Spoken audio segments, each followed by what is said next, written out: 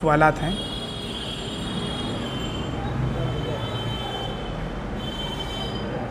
मुख्तसरन 2-3 सवालात हैं।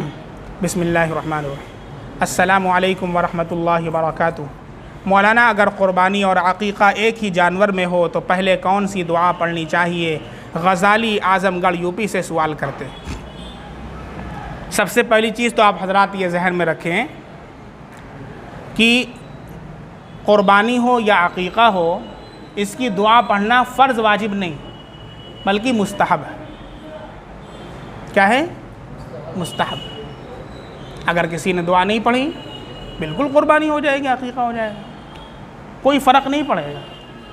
इसी तरीक़े से जो क़ुरबानी कर रहा या अक़ीक़ा कर रहा है उसका ये नियत कर लेना कि मैं इनकी तरफ से क़ुरबानी कर रहा हूँ या इनकी तरफ से अक़ीक़ा कर रहा हूँ, ये नियत ही काफ़ी है। बात समझ में आ रही? अलबत्ता दुआ पढ़ना मुस्तहब है, बेहतर है, दुआ पढ़ लें। तो आपने पूछा अगर क़ुरबानी और अक़ीक़ा एक ही जानवर में हो तो पहले कौन सी दुआ पढ़नी चाहिए? कोई भी दुआ पढ़ सकते हैं। पहले अक़ीक़े की पढ़ लीजिए, अक़ीक़ा जिसका हो रहा हो अक़ीक़े की दुआ पढ़ करके उसका नाम लीजिए, और जिसके नाम क़ुरबानी है क़ुरबानी की दुआ पढ़ करके उसका नाम ले लीजिए। ठीक है, इसमें कोई बात नहीं है, कोई भी आगे पीछे कर सकते हैं। पहले अक़ीक़े की भी पढ़ सकते हैं और पहले क़ुरबानी की भी पढ़ सकते हैं। मैंने बताया कि जब दुआ पढ़ना कोई फ़र्ज़ वाजिब नहीं है, मुस्तहब अमल है, तो अब इसके बाद इसमें तक़दीम और ताख़ीर यानी पहले किसको पढ़ना और बाद में किसको पढ़ना, इसके अंदर कोई बहुत ज़्यादा परेशान होने की ज़रूरत नहीं है। कोई भी दुआ पहले पढ़ सकते हैं, कोई भी दुआ बाद में पढ़ सकते हैं। बारकैफ़ दोनों के दोनों दुरुस्त हैं। एक ही जानवर से? जी, बड़ा जानवर जो होता है उसमें 7 हिस्से होते हैं। उसके अंदर अगर कोई कुछ हिस्से अक़ीक़े का लिया है और कुछ हिस्सा क़ुरबानी का लिया है वो दुरुस्त है, और सिर्फ़ क़ुरबानी के लिए कर रहा है तो भी दुरुस्त है, सिर्फ़ अक़ीक़े के लिए कर रहा है तो भी दुरुस्त है, और क़ुरबानी और अक़ीक़ा दोनों कर रहा है तो भी दुरुस्त है। आज मैं रोज़ की तरह मस्जिद में नमाज़ पढ़ रहा था, इमाम के पीछे दूसरी रकात थी, अचानक याद आई मेरी पैंट घुटनों पर से फटी है, सतर दिख रहा होगा। मैंने नियत तोड़ी नहीं। जब मैं जेब में से रुमाल निकाला और जहां पैंट फटी हुई थी उस जगह बांध लिया जल्दी से।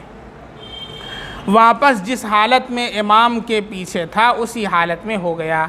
कुछ सेकंड में रुकू किया, इमाम के साथ 3 रकात पूरी की, 4 रकात में सजदे सहव किया और सलाम फेर दिया। अब आप बताएं नमाज हुई कि नहीं? मेरी कुछ कमी गलती हो तो बताइए। अब्दुल रफ़ीक राजा भोपाल MP से। सबसे पहली चीज़ ये है नमाज के अंदर सतर का खुलना, और एक है पहले ही से सतर खुला हो तो नमाज स्टार्ट करना। अच्छे से मसला समझें। अगर पहले से सतर खुला हो तो नमाज ही शुरू नहीं होगी। पहले से सतर खुला हुआ है तो नमाज ही स्टार्ट नहीं होगी। सजदे सहू तो दूर की बात है, नमाज ही स्टार्ट नहीं होगी आपकी। बात समझ में आ रही है? कुछ मसला तो उस वक्त होगा ना जब नमाज स्टार्ट हो।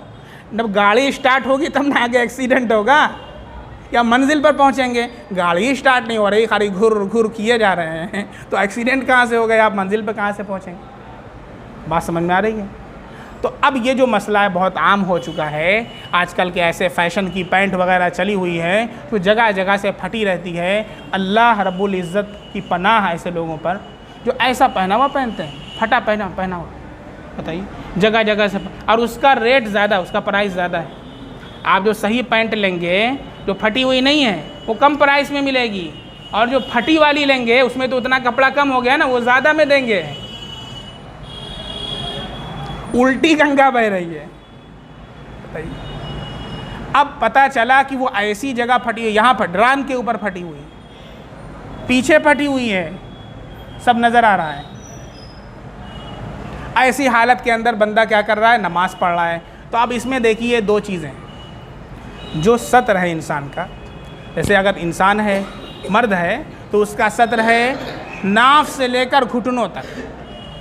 नाफ समझते हैं? धोड़ी है ये, यहाँ से लेकर के घुटनों तक घुटना भी सत्र में दाखिल है। बहुत से लोग लुंगी ऐसे उठा करके बैठते हैं, ठाठ से लुंगी उठा करके दोरी करके बैठते हैं, पूरा घुटना खुला हुआ, रान खुली हुई, हराम है और देखना भी उसको हराम है। बगल में बैठ करके चाय का कश लेकर के कहो ठीक है, देख रहे हैं नज़ारा चल रहा है, नाजायज़ है, हराम है, और उनका करना भी क्या है, नाजायज़ और हराम। तो अब ये जो सत्र है नाफ से लेकर के घुटनों तक, ये मर्द का है।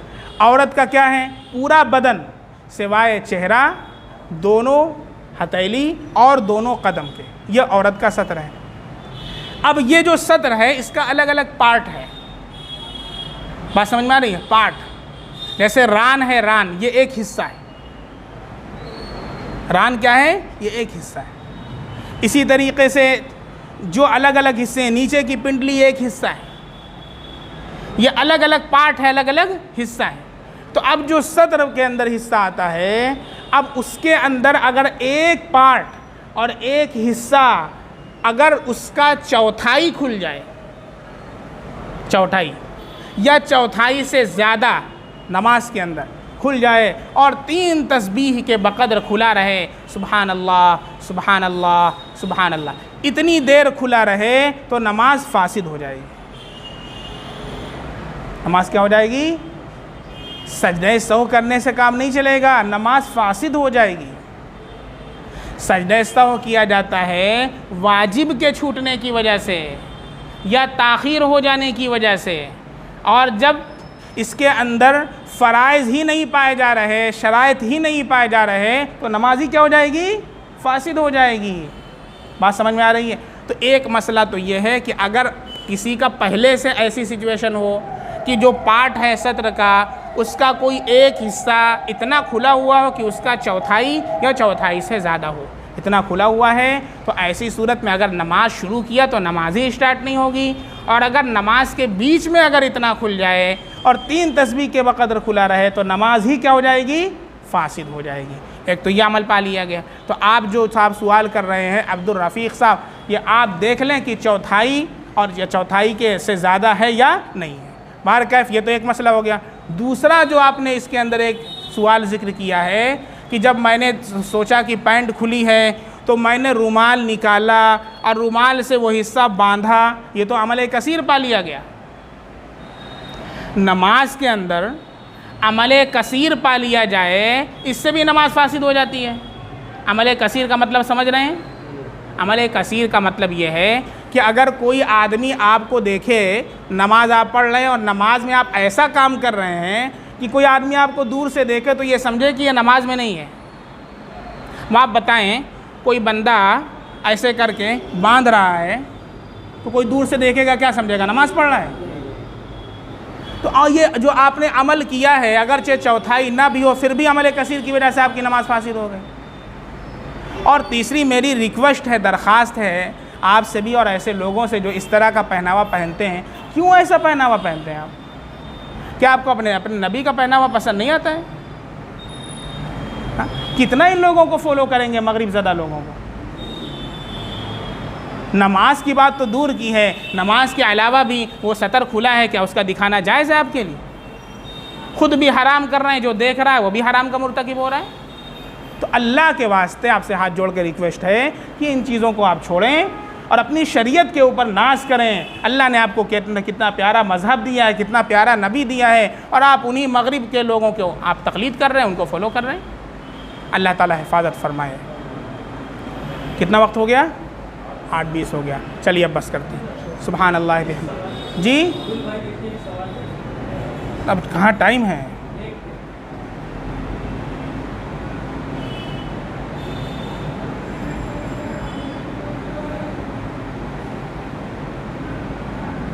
फ़ज्र का वक्त शुरू हो गया, सुबह सादिक के बाद फ़ज्र का वक्त शुरू हो गया, तो क्या नफल नमाज अदा कर सकते हैं नवाब सिपा? नहीं, अब नफल नमाज नहीं। ठीक है, सुबह सादिक का वक्त शुरू हो गया तो अब सुन्नत आप फ़ज्र की पढ़ें और उसके बाद फ़र्ज़ पढ़ना है। सुबहान अल्लाह बिहम्दिही, सुबहानक अल्लाहुम्मा बिहम्दिका, अशहदु अल्ला इलाहा इल्ला अंता, अस्तग़फिरुका व अतूबु इलैक। सुबहान रब्बिका रब्बिल इज़्ज़ति अम्मा यसिफ़ून, वसलामुन अलल मुरसलीन वल्हम्दुलिल्लाहि रब्बिल आलमीन।